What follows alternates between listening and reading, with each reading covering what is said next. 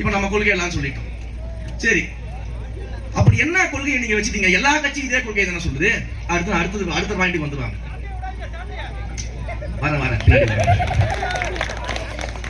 நம்மளை பார்த்து கொள்கை என்னன்னு கேட்கறாங்க. ஒரு வீடியோ அனுப்புறாங்க, மாவட்ட செயலாளருக்கு அனுப்புவார். எல்லாரும் வீடியோ போஸ்ட் பண்ணி விடுங்க எல்லா இடத்துலயும். ஒரு 20 வருட கிளை செயலாளர் திமுகவில் பஸ்ல உட்காந்துருக்காரு. அவர்கிட்ட போய் கேட்கறாங்க, திமுகவுடைய 3 கொள்கைகள் சொல்லுங்க அப்படின்றாங்க. திமுகவுடைய 3 கொள்கைனா என்ன சொல்றது அப்படின்னு, ஏதாவது 3 கொள்கை சொல்லுங்க. சமுத்திரம், சமயநிதி, உதயநிதி.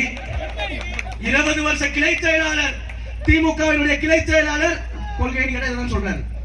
இதை நான் ஏன் சொல்றேன் அப்படின்னா, உடனே நம்மளை பார்த்து சொல்றாங்கல்ல, யாராவது ஒருத்தர் பெய்ட் ஆர்டிஸ்ட கூட்டு வந்துட்டு நிக்க வச்சுட்டு கொள்கை என்னன்னு கேட்டு அதை பெருசாக்கி இவங்களுக்கு கொள்கை தெரியல, இவர்கள் ரசிகர் கூட்டம் இதெல்லாம் பேசுறாங்கல்ல. 20 வருஷ கிளை செயலாளர் பஸ்ல இருந்து வீடியோ போட்டு அனுப்பிடுவா.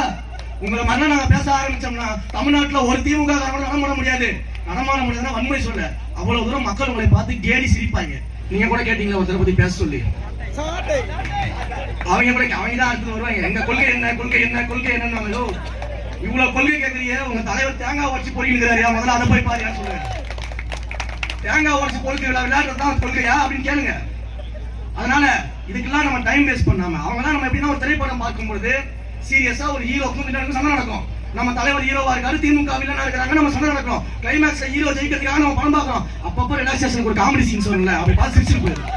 ரொம்ப பெருசா நினைச்சிட்டு இருக்க கூடாது. Okay, ton.